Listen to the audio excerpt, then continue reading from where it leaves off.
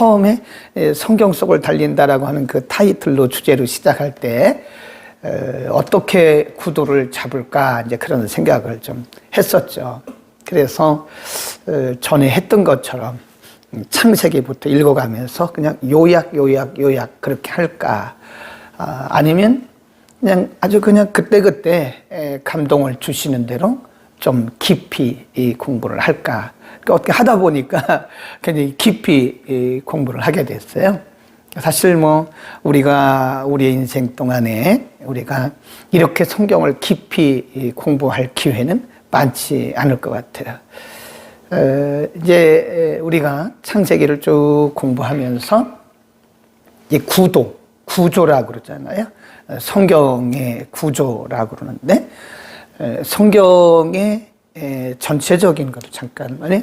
성경의 전체적인 이제 구조들을 우리가 아는 게 좋은데, 모든 성경을 볼 때 마찬가지예요. 그래서 항상 제가 성경을 공부할 때는 첫 시간에 개요를 얘기하잖아요. 그 개요를 우리가 무시하고 성경의 내용에 들어가게 되면 물론 알 수는 있지만 정확하게 파악하기가 좀 쉽지 않다 하는 거죠.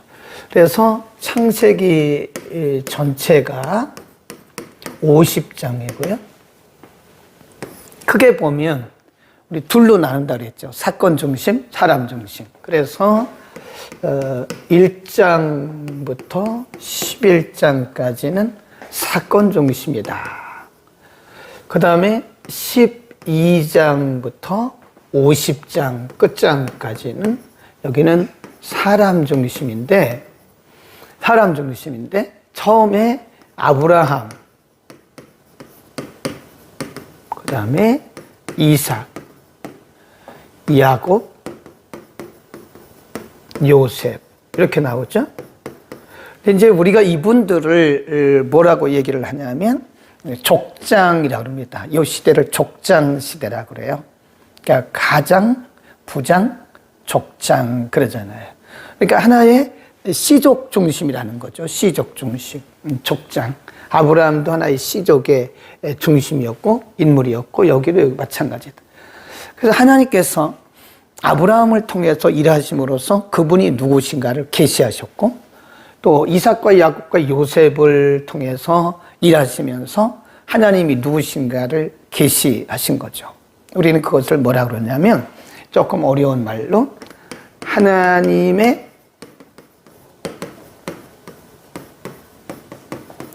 자기 계시다. 이 굉장히 중요하죠. 하나님의 자기 계시다. 하나님께서 스스로 자기를 이렇게 드러내시는 거죠. 자기 계시. 하나님의 자기 계시. 그래서 우리가 성경을 볼 때는요, 아브라함을 보지 말고 아브라함 뒤에 계시는 하나님을 보셔야 돼요. 이삭을 보면 안 됩니다.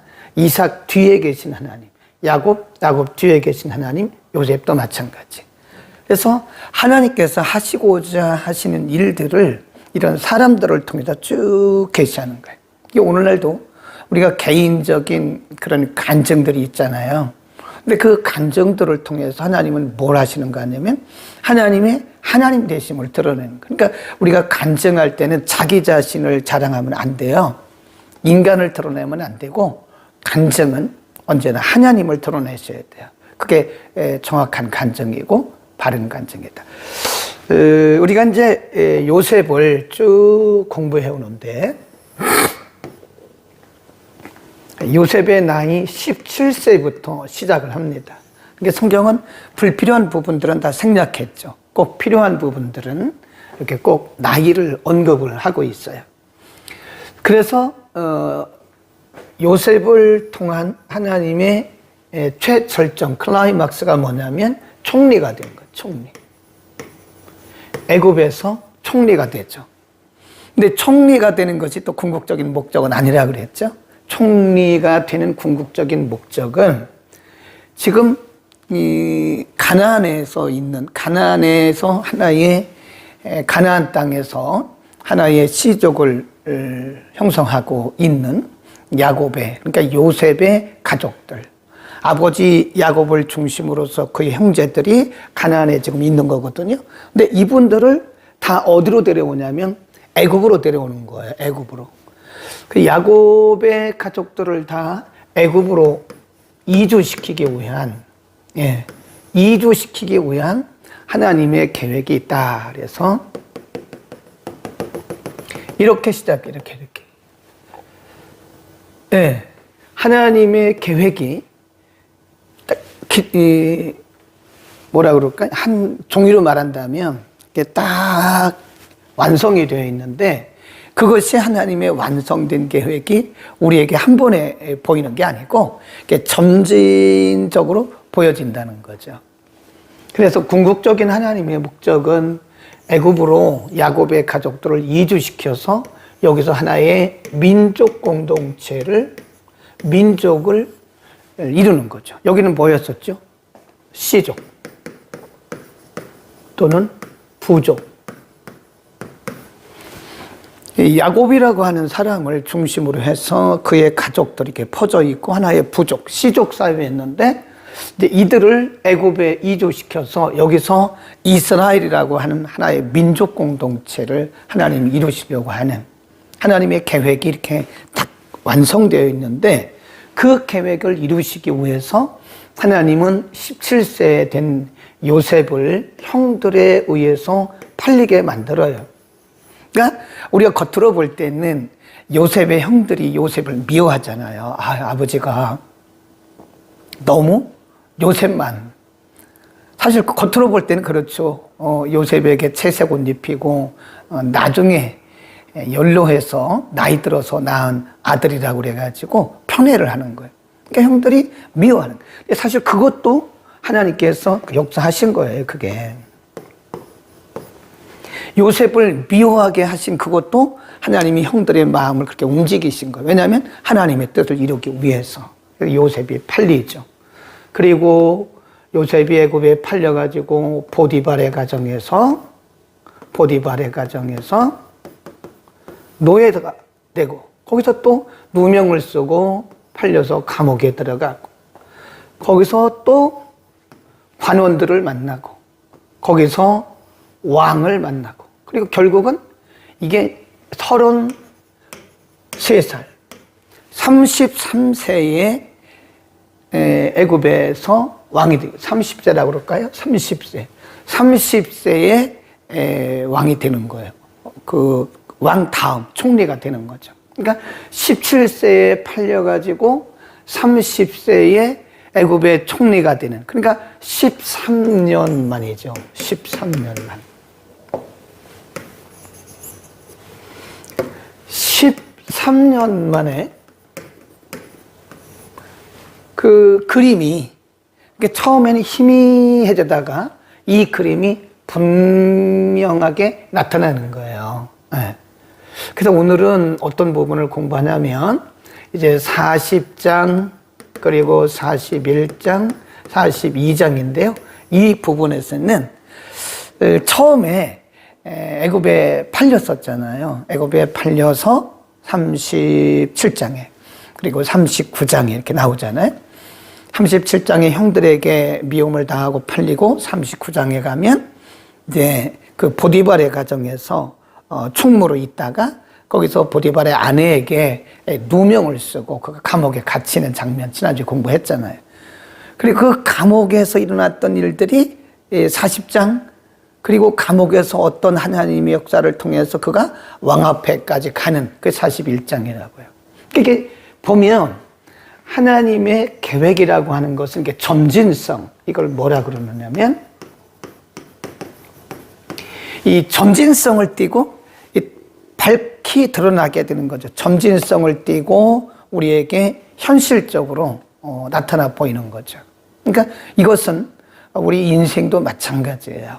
우리 인생도 하나님께서 우리를 위한, 우리를 향하신 하나님의 계획이 이렇게 있다고요. 그 하나님의 계획이 하루아침에 이루어지는 게 아니에요. 지금 요셉이 애굽의 총리가 되는 것이 13년, 굉장히 빨리 된 거죠. 네. 13년 만에 애굽의 왕 다음 가는 애굽의 총리가 된 것은 굉장히 빠르게 하나님의 역사가 진행이 됐다는 것을 볼 수 있고요. 근데 사람마다 달라요. 또 같은 사람이라도 어떤 사건마다 하나님의 그 계획이 이루어지는 기간은 어떤 경우에는 뭐 몇 달, 어떤 경우에는 며칠, 어떤 경우에는 몇 년, 어떤 경우는 몇십 년 걸리는 경우도 있어요. 그러니까 우리는 잘 모르죠. 하나님의 그 계획이 이렇게, 계획이 점진성을 가지고 우리의 삶의 현장 가운데서 가시적으로 드러나는 것이다. 자, 그렇게 이해를 좀 하시고요. 이제 우리가 40장으로 가봅니다. 40장 1절은 뭐라고 시작을 하냐면 그 후에 그 말은 지금 요셉이 보디발의 가정에 들어가서 거기서 요셉이 보디발의 아내에게 성적인 그 유혹을 받다가 그것을 거절하니까 그것을 오히려 요셉에게 덮어 씌우죠. 그래서 거기서 누명을 쓰고 감옥에 갇혔어요. 그러니까 감옥에 갇히고 시간이 흐르지 않았겠어요? 감옥에 갇힌 후에 그런 얘기입니다. 감옥에 갇힌 후에 애굽 왕의 술 맡은 자와 떡 굽는 자, 이것도 오늘날로 말하면 장관급이죠. 장관급. 술 맡은 자, 떡 굽는 자가 그 주 애굽 왕에게 범죄한지라 바로가 그 두 관원장, 그 술 맡은 관원장과 떡 굽는 관원장에게 노하여 그들을 시위대장의 집안에 있는 옥, 이것은 이제 왕의 신하들을 가두는 곳이다. 거기 나오죠. 요셉이 어디에 갇혔냐면 바로 거기에 갇힌 거예요. 네, 그 감옥에. 5절, 옥에 갇힌 애굽 왕의 술 맡은 자와 떡 굽는 자 두 사람이 하룻밤에 꿈을 꿨다. 거기다 줄 곱시다. 꿈을 꾸고 몽조가 각각 다르더라. 6절, 아침에 요셉이 들어가 보니 그들에게 근심이 있는지라. 왜 이렇게 근심이 많은가 하고 이제 요셉이 물어보니까 그 두 관원장이 요셉에게 꿈 얘기를 하는 거예요. 네. 일단 설명을 쭉 하고 제가 다시 자세하게 말씀을 드리겠습니다. 9절, 술 맡은 관원장이 그 꿈을 요셉에게 말하여 가로되 내가 꿈에 보니 내 앞에 포도나무가 있는데 그 나무 3가지가 있고 싹이 나서 꽃이 피고 포도송이가 익었고 내 손에 바로의 잔이 있기로 내가 포도를 따서 그 즙을 바로의 잔에 짜서 그 잔을 바로의 손에 드렸습니다. 이렇게 보니까 나무에 이렇게 포도나무겠죠. 3가지가 있고 3가지가 있고 세 가지, 그런 거를 잘 보셔야죠. 3가지가 있고 싹이 나서 꽃이 피고 그랬습니다. 3가지가 있고 싹이 나서 꽃이 폈다. 이게 포도나무가. 그래서 이제 나중에 포도 열매가 맺혀가지고 그걸로 가지고 포도주를 만들어서 왕에게 드렸다. 이게 3가지는 지금 요셉이 해몽하기를 뭐라고 그러냐? 3일이다. 이렇게 어떤 몽조가 있는 거죠. 하나님께서 지금 요셉에게 해몽을 하게 하기 위해서 그렇게 알려주신 거고요. 13절에 보세요. 지금부터 사흘 안에 3가지는 3일이라는 거죠. 사흘 안에 바로가 당신의 머리를 들고 당신의 전직을 회복하리니 당신이 이왕의 술 맡은 자가 되었을 때 하던 것 같이, 그러니까 복직이 된다는 거야. 3일 안에 당신 복직됩니다 라고 얘기를 했어요. 그 다음에 14절 동그라미 칩시다. 14절에 보면 그때 요셉이 인간이라고 하는 사를, 우리와 똑같은 성정을 가졌다는 사실을 볼 수가 있습니다. 뭐라 그러냐? 당신이 그 술 맡은 관원장에게 지금 부탁을 하는 거예요. 내가 당신의 꿈을 해몽해 줬는데 이 꿈대로 당신이 3일 안에 복직이 되거든 나를 좀 생각해 주십시오. 그런 얘기예요. 당신이 득의 하거든 복직이 되거든 나를 생각하고 내게 은혜를 베풀어서 내 사정을 바로에게 구하여 이 집에서 나를 건져내소서. 나는 누구냐? 15절, 나는 히브리 땅에서 끌려온 자요 여기서도 옥에 갇힌 일은 내가 한 일이 없습니다. 그래요. 내가 옥에 갇힐 일이, 옥에 갇힐 만한 그런 내가 잘못된 일을 한 것이 없는데 내가 지금 누명을 쓰고 이 감옥에 왔습니다. 그러니 당신이 복직이 되거든. 이 꿈의 내용대로 내가 해몽을 해줬으니까 그 값으로 말이야. 요셉도 사람이라니까요. 그 값으로 보상하는 차원에서 나를 좀 왕에게 잘 얘기해서 저희 요셉이라는 사람이 저 이스라엘에서 왔는데 히브리 사람인데 나를 좀 이 감옥에서 나갈 수 있게 좀 해주시오. 이렇게 말하는 거예요. 우리와 성정이 똑같은 겁니다. 뭐 요셉이 하나님의 사람이라고 해서 뭐 특별하고 뭐 신비하고 그렇지 않아요. 우리와 성정이 똑같다. 그런 겁니다. 얼마나 요셉이 인간적이에요. 내가 노명을 쓰고 여기 들어와 있으니까 내가 당신의 꿈을 해몽해 줬으니까 당신이 혹시 복직이 되거든 나를 좀 왕에게 잘 말해서 감옥에서 나가게 해달라고. 얼마나 우리와 똑같은 인성을 갖고 있죠. 네. 그러니까 성정이 같다 그래요. 성경에 보면 엘리야도 우리와 성정이 같다 그래요. 아브라함도 우리와 성정이 같은 거예요. 그러니까 우리가 아마 대단한 사람처럼 우리가 너무 신령한 사람처럼 그러면 안 됩니다. 어려우면 고민하고 이렇게 감옥에 갇히면 억울하니까 또 억울함을 말할 수도 있는 것이고 막 그런 거란 말이죠. 그 다음에 16절 떡 굽는 관원장이 그 해석이 길함을 보고 요셉에게 이르되 나도 꿈에 보니 한 흰떡 새 광주리에 내 머리 흰떡입니다. 내 머리에 떡광주리가 있는데 바로를 위하여 만든 각종 구운 식물이 있는데 새들이 내 머리에 광주리에서 그것을 먹더라. 좀 이상하죠. 아까는 이 술 맡은 관원장은 이 포도를 따서 포도주를 만들어서 왕에게 드렸는데 떡 굽는 관원장은 음식을 맡는 장관이죠. 이렇게 머리에 이 사람의 머리에 광주리가 이렇게 떡이 있는데 이 떡들을 새들이 와서 먹더라 이거예요. 그러니까 없어진다 그런 얘기죠. 그러니까 요셉이 해몽을 합니다. 거기 보세요.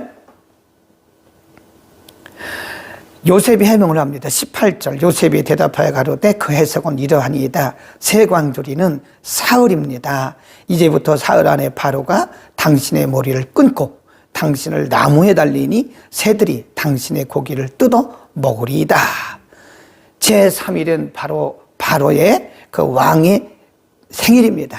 바로가 모든 신하를 위하여 잔치할 때 술 맡은 관원장과 떡 굽는 관원장을 로 머리를 그 신하 중에 들게 하니라. 바로의 술 맡은 관원장은 전직을 회복하며 그가 그 잔을 바로의 손에 받들어 드렸고 또 굽는 관원장은 그의 꿈대로 해고가 되고 마른 거예요. 자, 23절 보세요. 아까 그 요셉이 술 맡은 관원장에게 부탁을 했잖아요. 당신이 복직이 되면 내가 억울하게 이 감옥에 들어왔으니까 나의 억울한 사정을 좀 왕에게 말해주든지 나를 왕 앞으로 인도해서 내가 직접 왕에게 설명할 수 있는 기회를 얻도록 좀 해달라고. 그렇죠? 얼마나 간절한 소원이었겠어요. 그런데 23절을 보세요. 23절 술 맡은 관원장이 요셉을 기억하지 않고 잊었더라고. 줄거서 이게 하나님의 시간이 아직 아닌 거예요. 네. 인간적으로 보면 굉장히 안타깝고 괘씸하죠. 네. 내가 분명히 꿈 해몽을 해서 당신의 그 복직을 예고했고 또 복직이 되거든 나를 좀 도와서 내가 억울한 누명을 쓰고 여기 와 있으니까 이 감옥에 있으니까 좀 왕에게 말해서 또는 말할 수 있는 기회를 줘서 나를 이 감옥에서 나가게 해달라고 했는데 술 맡은 관원장이 새까맣게 잊어버린 거예요. 그게 하나님이 잊어버리게 하신 거예요. 자, 우리는 오늘 이 40장에 있는 꿈을 통해서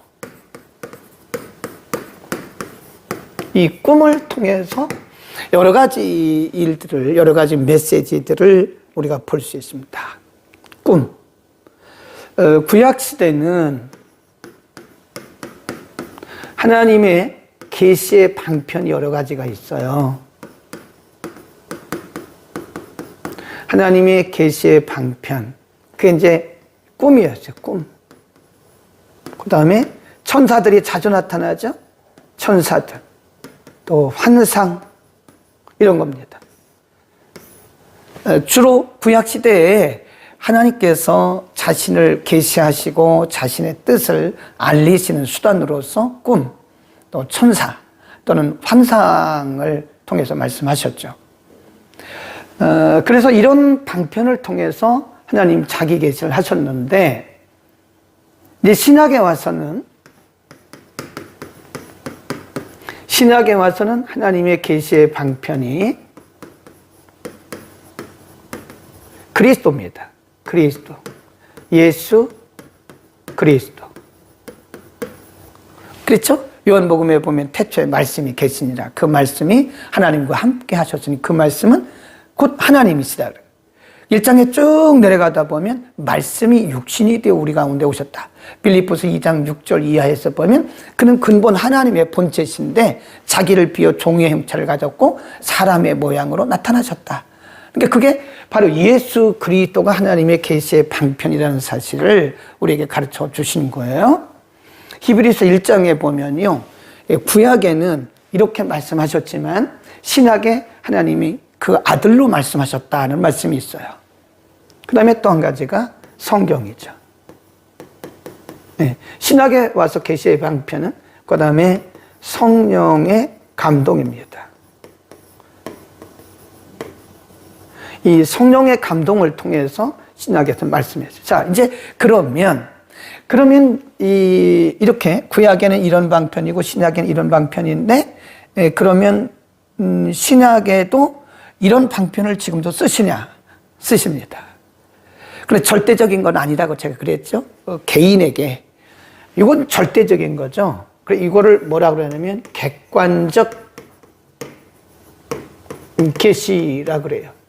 객관적. 이것은 모든 사람들에게 다 해당되는 것이고 이것은 모든 사람들에게 절대적으로 기준이 되는 거예요. 그래서 우리가 객관적 계시라고 얘기를 합니다. 그러면 이런 꿈이나 천사나 환상이 오늘 신약 때에도 나타나느냐? 나타나요. 나타납니다. 그러나 그것은 뭐라 그래요? 주관적이라 그럽니다. 좀 어려운 말인데 이 개인적이라는 거예요. 개인적. 이해하시겠죠? 신약 시대도요, 이 꿈이 있어요. 그걸 우리가 영몽이라 그래요. 영몽. 영적인 꿈을 통해서 우리에게 알려주시고 천사가 지금도 나타납니다. 지금도 나타나요. 그리고 지금도 환상이 보입니다. 틀림없이 보여요. 그러나 이제 방편의 기준이 다르다는 거죠. 구약에서는 이것이 아직 성경이 없었던 시대이기 때문에 꿈, 천사, 환상 이런 것들이 그때 당시는 절대적인 객관적 계시의 방편이었죠. 그러나 성경이 완성이 되어지고 예수 그리스도가 오셨고 성령께서 강림하셨기 때문에 신약에 있어서는 그것은 객관적 절대적 계시의 방편이 아니라 그것은 개인에게 해당되어지는 주관적 계시의 방편이다. 그러니까 꼭 써놓으세요. 주관적 계시의 방편이다. 그래서 제가 늘 얘기하잖아요. 이거 있다니까요. 지금도 있다니까요. 저도 이거 영몽 굉장히 많이 잘 꿉니다. 잘 꿔요. 네. 그 얘기를 안 하는 거죠. 왜냐하면 말씀을 가지고 성도들을 양육해야지 자꾸 꿈 얘기하고 내가 꿈을 꿨는데 당신 이렇더라 그러면 그건 안 되는 거예요. 그것은 저에게 그분들을 위해서 기도하라고 하나님께서 미리 알려주신 거라 저 주관적인 경험이라 이렇게 생각하는 거죠. 그래서 아주 굉장히 많은 것을 보고 때로는 이런 환상 같은 것도 있어요. 지금도요. 우리 교회도 환상 보는 분들이 계십니다. 영몽 꾸는 분들이 많이 계세요. 근데 제가 조심스럽게 드렸잖아요. 그것은 절대적 기준이 아니기 때문에 본인에게 해당되는, 본인에게 주어진 주관적인 하나님의 은혜이기 때문에 그것은 본인이 그것을 잘 간직하고 참고하고. 그러니까 예를 들어서 어떤 사람이 A라고 하는 성도님이 B라고 하는 분의 꿈을 꿨어요. 그럴 수 있다니까요. 꿈을 꿨는데 그것이 이제 절대적인 건 아니라고 제가 그랬죠? 주관적인 거니까. 꿈을 꿨는데 하나님께서 이분에 대한 뭘 보여주셨다고요. 그런데 어떤 분이 전화를 해요. 집사님, A 집사님이 꿈을 꿨는데, 김이라고 그럽시다, 김. 여기는 뭐라고요? 강. 김 집사님이 강 집사님에 대한 꿈을 꿨어요. 그리고 전화해가지고 아니면 만나가지고 강 집사님, 내가 꿈을 꿨는데 집사님이 이러이러이 했다고. 그러니까 안 하는 게 좋다니까요. 예. 그런 얘기는 안 하는 게 좋아요. 그러니까 그것은 하나님께서 강 집사님에 대한 꿈을 좋은 꿈이든 나쁜 꿈이든 보여주신 것은 이분을 위해서 기도하라고 하나님께서 보여주신 거지, 그것을 가지고 잘못하면 그분에게 상처가 될 수도 있는 거예요. 그러니까 참고로 하는 거죠. 저 같은 경우도 꿈을 많이 꿉니다. 그리고 영몽을 참 많이 꿔요. 왜냐하면 목회자이니까요. 하나님이 성령을 통해서 성경을 해석할 수 있는 그런 영감도 주시고 또 기도 가운데 어떤 환상도 보여주시고 하시지만, 때로는 매번 그런 건 아니지만 때로는 어떤 성도들에 대해서 어떤 가정에 대해서 하나님이 그런 부분을 미리 보여주실 때가 있다니까요. 그러나 그것은 제가 그분에게 공표하지 않잖아요. 그것은 그냥 마음에 담고 그분을 위해서 기도하고 그 가정을 위해서 기도하는 거죠. 물론 이제 이렇게 지나고 나면 때로는 이제 교육적인 차원에서 이런 꿈을 꿨다라고 하는 것은 그냥 교육적인 차원에서 참고로 한 거지 어떤 분을 탁 집어서 한 건 아니라는 것을 좀 아시기를 바라고요. 그래서 꼭 기억하셔야 됩니다. 오늘날도 신약에도 여러분 영몽을 꿉니다. 그리고 천사도 볼 수가 있어요. 환상도 봅니다. 어제 저녁에 우리가 마지막 금요일이라고 그래가지고 어제 우리가 뜨거운 기도를 하고 찬양도 드렸는데 두 분에게 어제 그런 기도를 했는데 틀림없이 이분들이 뭔가를 보셨다니까요. 제가 아무나 그렇게 하는 게 아니에요. 이렇게 앞에서 보면 이렇게 감각이 와요. 아, 저분이구나. 이렇게 보면 보인다니까요. 대략. 그래서 제가 목사님은 왜 차별해서 저 두 분만 기도해줘? 그렇게 할지 모르는데 그런 생각은 하지 말고요. 그렇게 오해하시면 안 됩니다. 제가 그분들에게 무슨 차별하고 그런 건 아닙니다. 그런 감동과 앞에서 보면 보인다니까요. 이렇게 무르익은 것처럼 보여요. 이제 그런 것들을 참고적으로 말씀합니다. 그 다음에 이 요셉에게 있는 요셉의 꿈은, 요셉의 꿈 해몽은 지금 두 사람이 꿈을 꿨잖아요. 왕의 말하자면 장관인데 떡 굽는 관원장, 그 다음에 술 맡은 관원장. 꿈을 꿨는데 이 사람들 해석해요? 못해요? 못하잖아요. 근심에 빠진, 뭔가 꿈을 꾸기는 꿨는데 이게 뭔가 의미가 있기는 있는 것 같은데 모를 때 우리가 굉장히 답답하죠. 근심되기도 하죠. 근데 이거는요, 요셉을 높이기 위해서 하나님이 이들에게 꿈을 꾸게 하신 거예요. 그리고 이들은 해석 못해요. 해몽 못합니다. 하나님이 막아놓으셔요. 왜 그렇죠? 요셉을 위한 꿈이에요, 저게 사실은. 술 맡은 관원장, 떡 굽는 관원장들이 꿈을 꿨지만 본인들이 해석을 못하도록 하나님이 이렇게 커튼을 쳐놓으시고 요셉을 위해서 그 꿈을 꾸게 하신 거예요. 요셉을 높이는 거죠. 그래서 이 첫 번째 꿈 해몽을 통해서 요셉이 이제 여기서 이 사람들이 볼 때 저 사람은 평범한 사람이 아니야 라고 하는 것을 깨닫게 되고, 그 다음에 또 한 가지 14절에서 분명히 요셉이 부탁을 합니다. 요셉의 부탁.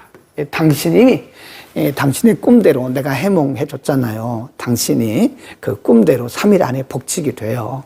복직이 되면 나를 좀 생각 좀 하시오. 그리고 내가 지금 저 히브리에서 온 소년인데, 이스라엘 땅에서 온 소년인데, 이방 땅에서 온 소년인데 내가 사실은 누명을 쓰고 여기 있습니다.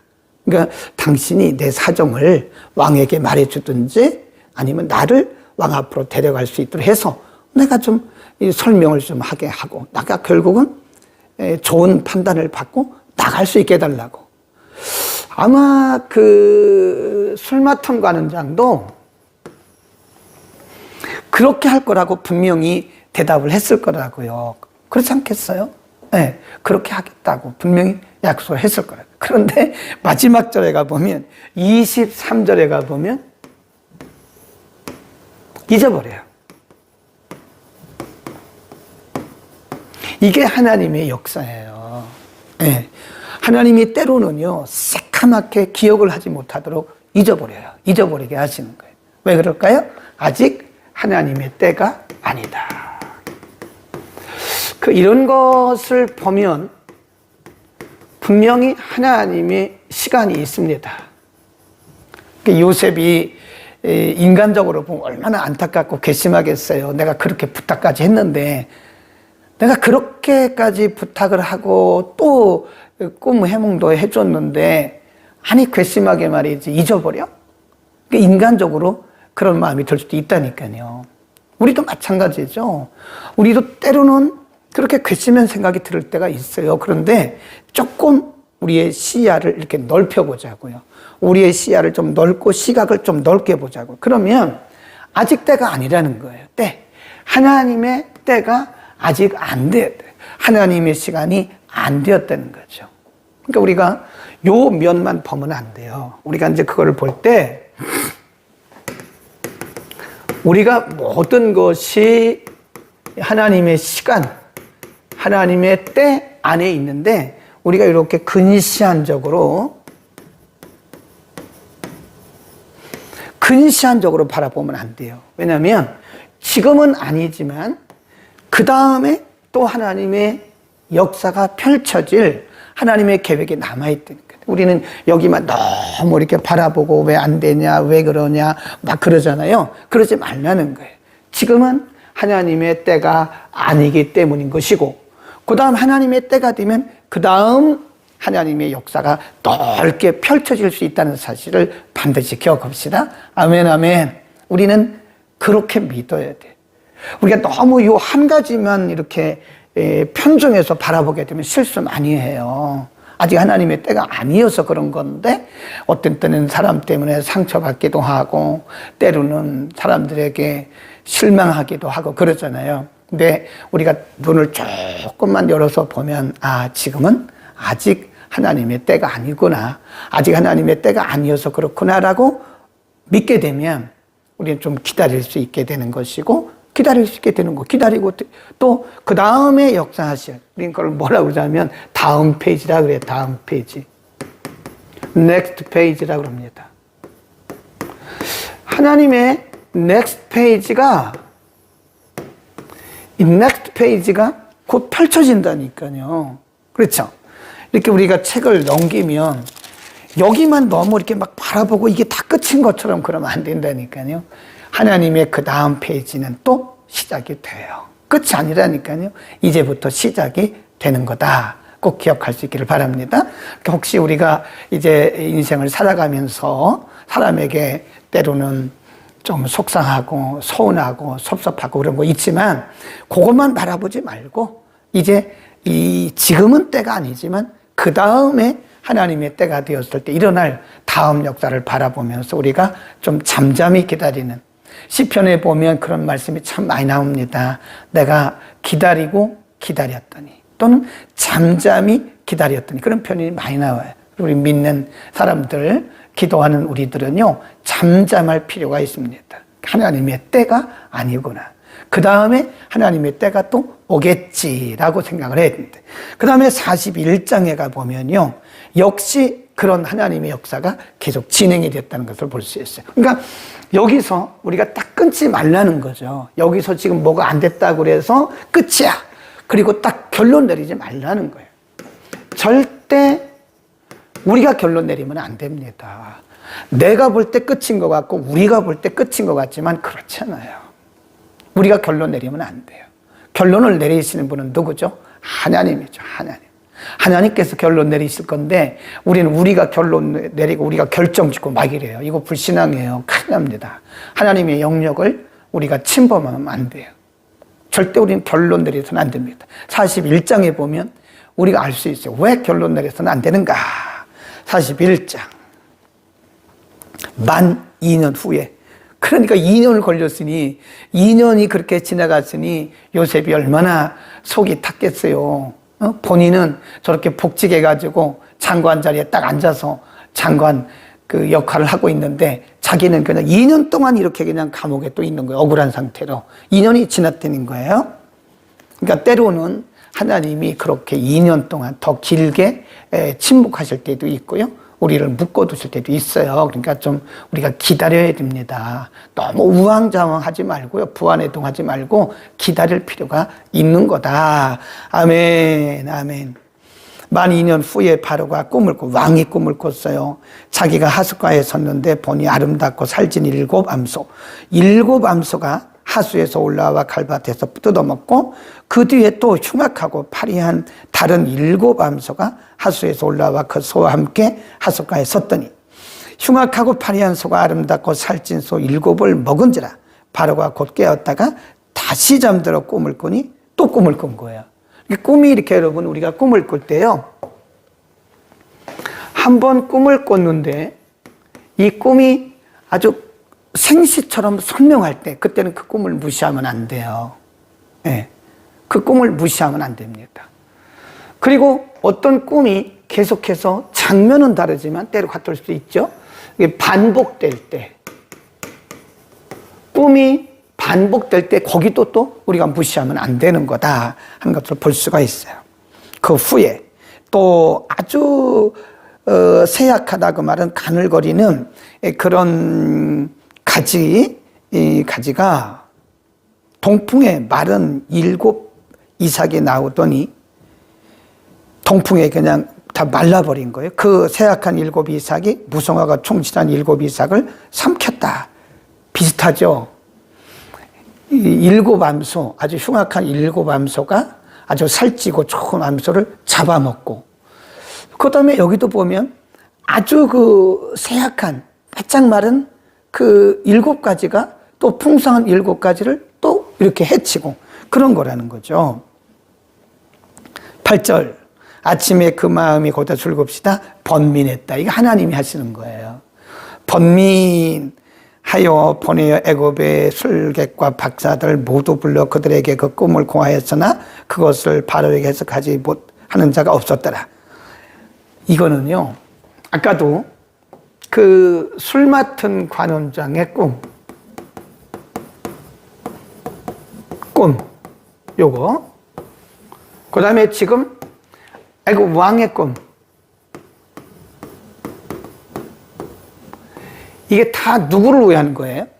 요셉을 높이기 위한 거예요, 이렇게. 지금은 잠잠하고 있지만, 이렇게 요셉을 높이기 위한 하나님의 계획이 이렇게 지금 진행되고 있는 거예요. 그러니까 왕이 꿈을 꾸고, 그 심란한 꿈을 꾸고 참 근심을 하는 거예요. 심란하겠죠. 이게 뭐 내가 꿈을 꿔서 분명히 뭐가 있는 것 같긴 한데 이 내용은 모르겠고, 그러니까 이제 명령을 해서 애굽에는 그 꿈 해몽하는 사람들이 많다고 그래요. 꿈도 해몽하고 이런 그 천지 별을 보고 연구하는 그런 사람들, 또 그 오늘날로 말하면 점을 치는 사람들, 역술가들, 뭐 이런 사람들이 많았던. 그러니까 전국에 명령을 해가지고 그런 사람들 다 불러라. 불러봤자 소용없어요. 왜죠? 이건 요셉을 위한 꿈이라니까요. 다 불러가지고 말하니까 그 꿈을 해석하는 사람이 아무도 없는 거예요. 당연하죠. 하나님께서 다 막아놓으신 거죠. 요셉이 풀도록 그렇게 막아놓으신 거다. 그 다음에 그거 보세요. 그때 드디어 이제 술 맡은 관원장이 생각이 난 거예요. 하나님의 때가 된 거예요. 몇 년 만에? 2년 만에. 하나님의 때가 있다니까요. 9절, 술 맡은 관원장이 바로에게 고하여 가로되 내가 오늘날 다 나의 허물을 추억하나이다. 바로께서 당신께서 종들에게 놓아사 나와 떡 굽는 관원장을 시위대장의 집에 가두셨을 때, 그러면서 12절, 그곳에 시위대장의 종된 히브리 소년이 우리와 함께 있기로 우리가 그에게 구하매 그가 우리의 꿈을 풀 때 그 꿈대로 각 사람에게 해석하였더니 그 해석한 대로 되어 나는 복직하고 그는 매달렸나이다. 그러니까 14절에 보면 왕이 그 누구야? 그 사람을 불러와. 하나님의 때라니까요. 그 사람을 불러왔어요. 16, 요셉이 바로에게 대답하되, 바로에게 좀 인도해달라고 얼마나 사정을 했습니까? 술 맡은 관원장에게. 그런데 딱 잊어버렸잖아요. 그런데 하나님의 때가 되니까 자연스럽게 지금 이 술 맡은 관원장을 통해서 요셉이 애굽 왕에게 가잖아요. 하나님의 때가 되면 모든 것이 자연스럽습니다. 기다려야 돼요. 기다려야 됩니다. 자, 부름에 그들이 급히 그를 옥에서 낸지라 요셉이 곧 수염을 깎고 그 옷을 갈아입고 바로에게 들어오니 바로가 요셉에게 이르되 내가 한 꿈을 꿨다. 그런데 해석하는 자가 없으니 내가 들었는데 소문을 들으니 네가 꿈을 해몽한다 하더라. 16. 요셉이 바로에게 대답하여 가로되 이는 내게 있는 것이 아니라 하나님이 당신에게 평안한 대답을 하시리다. 거기서도 요셉은 하나님 이야기를 하는 거예요. 바로가 요셉에게 이르되 내가 꿈에 이제 자기 꿈 얘기를 쭉 합니다. 25절로 갑니다. 25절. 요셉이 바로에게 고하되 왕의 꿈은 하나님이라. 하나입니다. 하나. 둘 꿈을 꿨지만 그건 하나입니다. 하나님이 그 하실 일을 바로에게 보이십니다. 7조 남소는 쭉 내려가다가 28절. 내가 바로에게 고하기를 하나님이 그 하실 일로 바로에게 보인다 함이 이것이다. 온 애굽 땅에 7해 동안 풍년이 있겠고 7해 동안 흉년이 있을 것입니다. 32절. 바로께서 꿈을 2번 겹쳐 꾸신 것은 하나님이 이 일을 정하셨습니다. 속히 행하실 것입니다.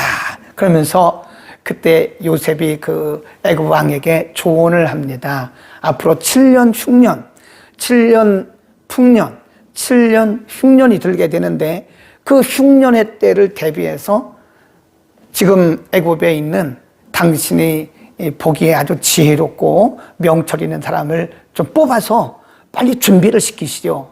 이 말을 하게 하신 것도 사실은 하나님이죠. 거기 보세요. 33절 대책을 세우십시오. 이제 바로께서는 명철하고 지혜 있는 사람을 택하여 애굽 땅을 치리하게 하시고 바로께서는 또 이와 같이 행하사 국중에 여러 관리를 두어 그 7해 풍년에 애굽 땅에 5분의 1을 거두되 그 관리를 쭉 합니다. 37. 바로와 그 모든 신하가 이 일을 좋게 여긴지라 바로가 그 신하들에게 이르되 이와 같이 하나님의 신이 감동한 사람을 우리가 어디서 얻겠냐. 그리고 말하기를 요셉에게 이르되 하나님이 이 모든 것을 내게 보이셨으니 너와 같이 명철하고 지혜 있는 자가 없다. 왕이 한 얘기라니까요. 그 이전에 이 왕의 꿈을 해석하라고 애굽에 있는 지혜로운 사람들 다 모았잖아요. 해석했어요? 못했어요? 못했잖아요. 그러니까 그때 벌써 하나님께서 이 땅에는 그럴 만한 사람이 없다라고 하는 것을 애굽에게 확인시켜 주신 거예요. 애굽 왕에게 확인시켜 주신 거예요. 애굽 왕에게. 그리고 지금 와서는 없어. 내가 보니까 우리나라에는 없어. 너야 너. 너같이 하나님의 신에 감동된 사람이 없어. 그렇게 말하는 거예요. 왕이 스스로 그런 얘기를 하는 겁니다. 40절. 너는 내 집을 치리하라. 내 백성이 다 내 명을 복종하리니 나는 너보다 높음이 보좌뿐이다. 나는 그냥 여기 왕좌에 앉아 있는 것 뿐이고 너는 나보다 훨씬 더 명철도 있고 지혜도 있고 통치력이 있는 것 같으니 네가 차라리 이 나라를 통치하라 하고 그에게 말은 총리지만 실질적으로 모든 통치력, 리더십을 이양해 주게 된 거죠. 대단한 거죠. 41절. 바로가 또 요셉에게 이르되 내가 너로 애굽 온 땅을 총리하게 하노라. 자기의 인장 반지를 빼어 요셉의 손에 끼우고, 이제 왕이 가지고 있는 그 인장 반지는 왕의 특권 또는 왕의 왕권을 상징하는 그거를 빼서 줬으니까 왕이나 마찬가지죠. 끼우고 그에게 세마포 옷을 입히고 금사슬을 목에 걸고 완전히 왕복을 입혀준 거예요. 자기에게 있는 버금술에 그를 태우매 무리가 그 앞에서 소리지기를 엎드리라 하더라. 바로가 그로 애굽 전국을 총리하게 하였다. 45. 그가 요셉의 이름을 사보낫 바네아라 하고 또 온 제사장 보디베라의 딸 아스낫을 그에게 줘 아내를 삼게 하니라. 요셉이 나가 애굽 온 땅을 순찰하니라. 46. 요셉이 애굽 왕 바로 앞에 설 때에 30세라. 그러니까 17년 만에 애굽에서 그 가나안 땅에 팔려서 애굽에 와서 노예가 되고 이 13년 만에 17세에 팔려와서 30세, 30세에 총리가 됐으니까요. 13년 만에 하나님의 계획이 이렇게 이루어진 거예요. 그 과정 가운데 여러 가지 일들이 있었죠. 그렇죠. 13년이라고 하는 긴 시간 동안, 어떻게 보면 짧은 시간이기도 하지만 그 13년 동안 하나님의 계획이 이렇게 이루어져가는 과정 가운데 요셉은 인간적으로 여러 가지 억울한 누명도를 쓰고 감옥에 갇혔고 술 맡은 관원장에게 상처를 받았죠. 자기를 생각해달라고 하는데 잊어버렸으니까 몇 년 동안이나 2년 동안이나 잊어버렸으니까 얼마나 괘씸하겠어요. 그런 마음도 가졌고 감옥에서 그렇게 지냈는데 이제 하나님의 때가 되니까 왕의 앞에 데려가시고 왕이 스스로 요셉을 왕처럼 섬기도록 왕의 자리에, 말은 총리지만 사실은 왕이나 마찬가지예요. 왜냐하면 인장반지 다 줬죠. 왕이 맨 그 금삭을 다 줬죠. 그리고 고난을 다 위임했잖아요. 왕이나 똑같은 것이었다. 자, 한번 나갔다 들어올게요. 이렇게 이제 끝날 때가 되면 10분 남았는데, 그렇게 됩니다. 그리고 나서 이제 50절 이하에 보면요. 흉년이 들기 전에 요셉이 두 아들을 낳아요. 참 보면 이 하나님의 때라는 게 참 신기합니다. 총리가 되게 하시고 이제 지금 요셉은 그 애굽 왕에 의해서 아내를 삼고 가정을 이루었는데 아직 자녀가 없잖아요. 그때 하나님께서 두 자녀를 주세요. 51절에 보면 요셉이 그 장자의 이름을 므낫세라 하였고 52절에 그 다음 아들을 에브라임이라 하였다. 그래서 이 땅에, 그 애굽 땅에 곤고한 일이 있기 전에, 기근이 일어나기 전에 하나님께서 므낫세와 에브라임이라고 하는 두 아들을 주셨어요. 그래서 지금 요셉이 뭐가 됐을까요? 안정이 됐겠죠. 그리고 나서 애굽 땅에 흉년이 들고 아주 전국이 흉년에 들면서 아수라장이 되었을 때 우선 요셉의 가정이 안정이 돼야 되잖아요. 지도자의 가정이 안정이 안 되면 리더십을 발휘하기가 어렵습니다. 그러니까 벌써 하나님께서 애굽 왕을 통해서 아내를 주셨죠. 그 다음에 그 아내를 통해 두 아들을 낳았죠. 그러니까 요셉이 그 아수라장이 될 그 애굽을 잘 다스리기 위해서는 먼저 자기와 자기 가정이 안정이 돼야 되기 때문에 하나님이 그렇게 요셉의 가정부터 안정을 시켰다 하는 것을 볼 수가 있어요. 자, 우리는 여기서요,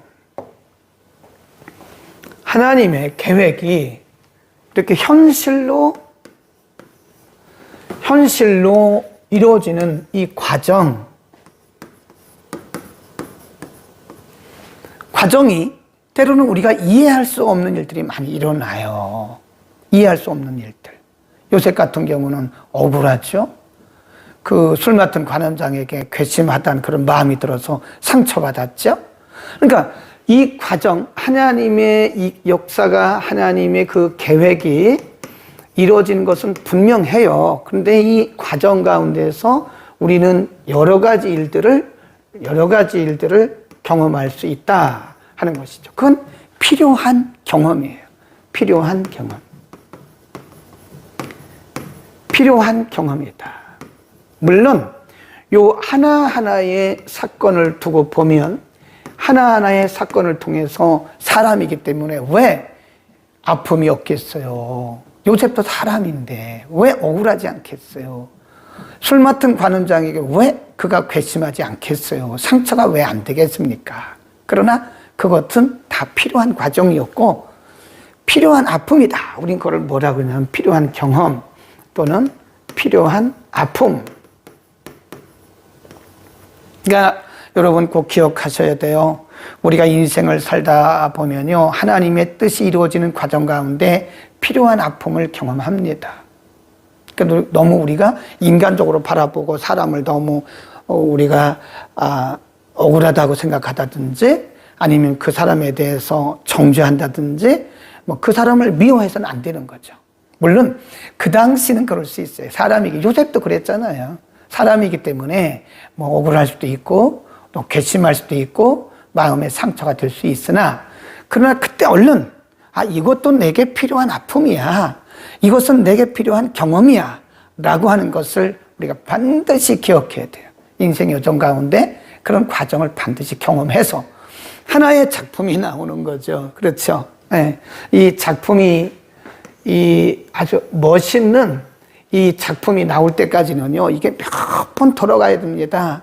이것을 만드는 토기장이가요, 어떤 때는 막 부셨다가 다시 만들고, 어떤 때는 손으로 막 탁탁 치기도 하고, 빙빙 돌려가지고 어지럽기도 하고 그런다니까요. 그래서 이 작품이라고 하는 것은 하나님의 작품, 이 하나님의 작품, 명품이 나오기 전까지 우리가 경험해야 할 아픔들이 많아요. 우리가 아무 아픔도 없고, 아무 걱정도 없고, 아무 고난도 없으면 그게 축복이다, 그렇지는 않아요. 그건 성경적 축복이 아닙니다. 우리의 성경의 인물들을 보면 다 이런 아픈 과정을 경험해가면서 하나님이 그들을 인격적으로 다듬으시고 신앙적으로 다듬으시고 그러면서 하나의 작품이 나오는 거다. 저나 여러분이나 지금 어떤 아픔을 만나고 있습니까? 너무 인간적으로 바라보지 마세요. 사람을 미워할 것도 없고 또 우리가 사람에 대해서 너무 정죄할 것도 없어요. 하나님이 그를 쓰신 거예요. 그 순간은 하나님 그를 쓰신 거예요. 뭐 하려고? 나를 향하신 하나님의 계획을 이루어지는 과정에서 하나님께서 술 맡은 관원장도 쓰시고 떡 굽는 관원장도 쓰시고 애굽 왕도 쓰시고 애굽에 있는 그런 여러 박사들도 쓰시고, 다 어떤 사람은 주인공으로, 어떤 사람은 엑스트라로 하나님 그렇게 써가시면서 하나님의 작품을 만들어 가신다. 아멘. 그래서 성경은 드라마예요. 하나님의 역사는 드라마입니다. 멋있는 드라마예요. 성경은 드라마다. 멋있는 하나님의 역사를 이루기 위한 멋있는 드라마가 지금 계속 진행이 되어 있는, 아슬아슬하죠. 우리가 보면 이 드라마를 보면 아주 아슬아슬하잖아요. 근데 결국은 해피엔딩으로 끝나잖아요. 대개가 그렇습니다. 그래서 희극이라고 그래요. 희극이라는 말은 해피엔딩으로 끝나요. 다 우리가 이렇게 드라마를 보면 깨어질 것 같고 안 될 것 같고 또 나중에 어떻게 아주 극적으로 만나고, 그런 게 드라마라 그러잖아요. 극적으로 다시 만나서 결혼도 하고 이런 거를 보면 드라마다. 우리 인생도 드라마예요. 우리 인생의 감독이 누구냐? 하나님이십니다. 각본을 누가 쓰셨냐? 하나님이 쓰셨어요. 예. 연출자도 하나님, 감독도 하나님, 대본을 쓰신 분도 하나님, 작가도 하나님, 다 하나님이에요. 하나님께서 우리 인생을 그렇게 끌어가신다. 아멘, 아멘. 멋있죠? 우리가 너무 염려하지 마세요. 너무 걱정하지도 마세요. 그냥 하나님이 경험하게 하시는 거구나. 네. 그래서 어떤 분이 이런 멋진 영상을 하나 만들어서 주제를 뭘로 붙였냐면, 고난은 발판이다. 네. 고난 없이 우리가 넘어갈 수가 없잖아요. 디딤돌. 고난은 디딤돌이다. 맞죠? 네. 고난의 디딤돌을, 고난의 발판을 밟고 우리가 한 단계 한 단계 저천성을 향해서, 하나님을 향해서 나아가는 것이다. 아멘. 여기까지 합시다.